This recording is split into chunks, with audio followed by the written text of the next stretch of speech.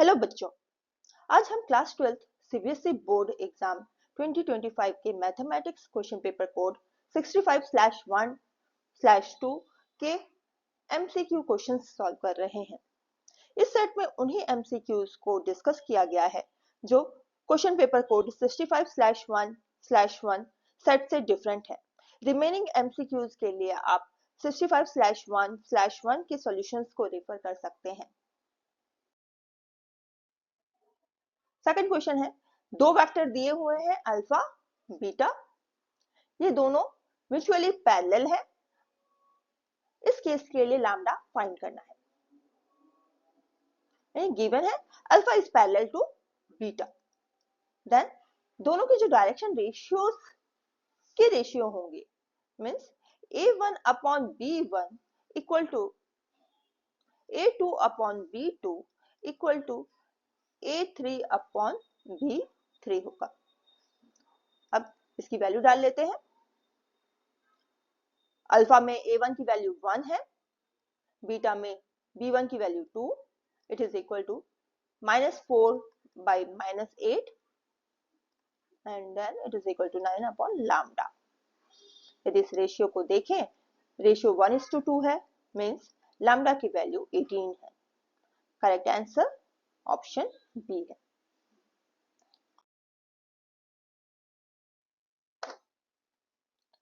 Integral solve करना है। इस fx को सॉल्व करके देखते हैं separately. fx is equal to 1 - 2 sin x upon cos square x।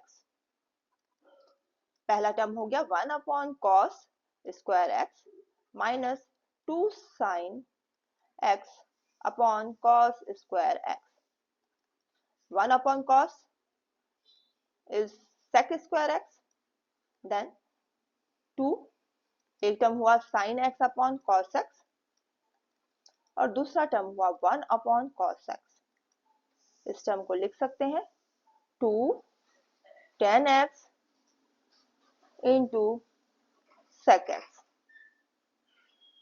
तो इंटीग्रल की वैल्यू हमारी integral of sec square x minus 2 tan x sec x dx आ गया। sec स्क्वायर x को इंटीग्रेट करेंगे तो tan x मिलेगा, -2 कांस्टेंट है, tan x sec x आपका sec x देगा प्लस c। क्वेश्चन को क्रॉस चेक करें तो tan x - 2 sec x, तो ऑप्शन ए करेक्ट है। गिवन क्वेश्चन में ए मैट्रिक्स दिया है, इसकी ऑर्डर 3 है, डिटरमिनेंट ऑफ ए की वैल्यू गिवन है, इसकी वैल्यू फाइंड करनी है। मींस n इक्वल टू 3 है, डिटरमिनेंट ऑफ ए 9 और 9 ए इनवर्स इसकी फाइंड करना है। Already we know that determinant of k times of any matrix is equal to k times k raised to n times of determinant of a। इसी चीज को यहाँ पे अप्लाई करते हैं, ये आ जाएगा 9 raised to n, n की वैल्यू 3 है, 3 लिखा and determinant of a inverse, तो ये आ गया 9 raised to 3 और आपका determinant of a या तो this value same as the determinant of a inverse, तो इसकी वैल्यू आ गई 9 3 और determinant of a की वैल्यू 9 है, तो ये it gives 9 square. Correct option B है। गिवन क्वेश्चन में ए और बी टू मैट्रिक्स दिए गए हैं। ए का ऑर्डर m क्रॉस n है और A transpose B A transpose दोनों डिफाइंड है। यदि ए का ऑर्डर m क्रॉस n है तो ए ट्रांसपोज का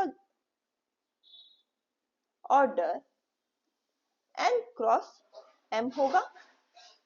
लेट बी का ऑर्डर, बी मैट्रिक्स का ऑर्डर x क्रॉस y है। अब A transpose N cross M B matrix का दोनों का प्रोडक्ट डिफाइंड हो रहा है, तो यहां से हमें मिल जा रहा है कि x की वैल्यू m है एंड आल्सो b जो x क्रॉस y है वो डिफाइंड हो रहा है, तो यहां से हमें मिल जाएगा कि y is equal to m। Means b का जो ऑर्डर है वो m क्रॉस n है, तो करेक्ट ऑप्शन सी है। इस इक्वेशन में इस क्वेश्चन में डिफरेंशियल इक्वेशन दिया हुआ है, इंटीग्रेटिंग फैक्टर फाइंड करना है। dy बाई dx को एक तरफ ले लेते हैं, तो यह आ जाएगा आपका dy by dx is equal to 1 plus y upon x minus y। यह आ गया dy by dx is equal to 1 upon x plus y upon x minus y। ये आ गया आपका 1 upon x minus y 1 minus 1 upon x। अब इसे standard form में रिप्रेजेंट करना है। स्टैंडर्ड फॉर्म होता है dy by dx plus py equal to q। Integrating factor हो जाता है e raise to integral of p dx। अब यहाँ पे इसको रिप्रेजेंट करते हैं इस फॉर्म में, तो ये आ जाएगा dy by dx plus y times of 1 minus 1 upon x equal to 1 upon x। तो p की वैल्यू 1 माइनस 1 अपॉन x है। अब इंटीग्रेटिंग फैक्टर फाइंड करते हैं। e raise to integral of p dx means 1 minus 1 upon x dx। इसकी value मिल गई e raise to 1 को इंटीग्रेट किया, ये x मिला, माइनस 1 अपॉन x को इंटीग्रेट करने पे माइनस लॉग ऑफ x मिला। अब इसे लिख सकते हैं e raise to x times of e raise to minus log of x, और सॉल्व किया तो इस माइनस को अंदर ले लें तो ये 1 अपॉन x बन जाएगा, तो ये लॉग ऑफ 1 अपॉन x हो गया, और इसका आंसर मिलेगा e raise to x upon x। Cross check करें तो करेक्ट ऑप्शन बी है।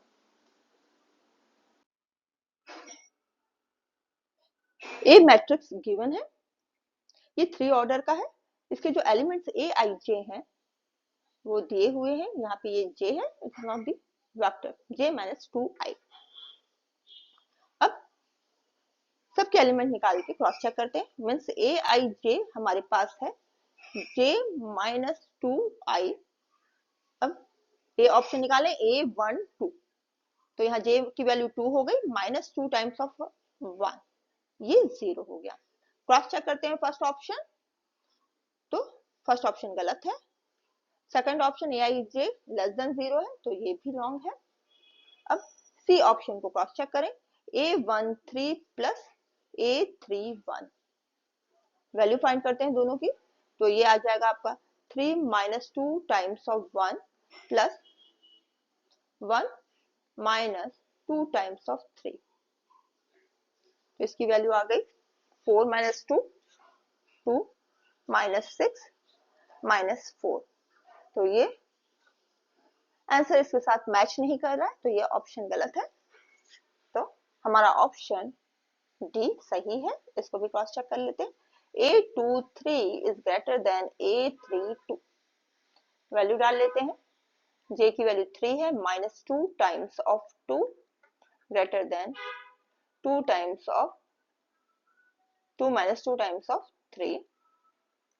इसकी वैल्यू मिल गई 3 minus 4 is greater than 2 minus 6, ये आ गया minus 1 is greater than minus 4, तो ये ऑप्शन सही है। तो हमारा करेक्ट ऑप्शन डी है।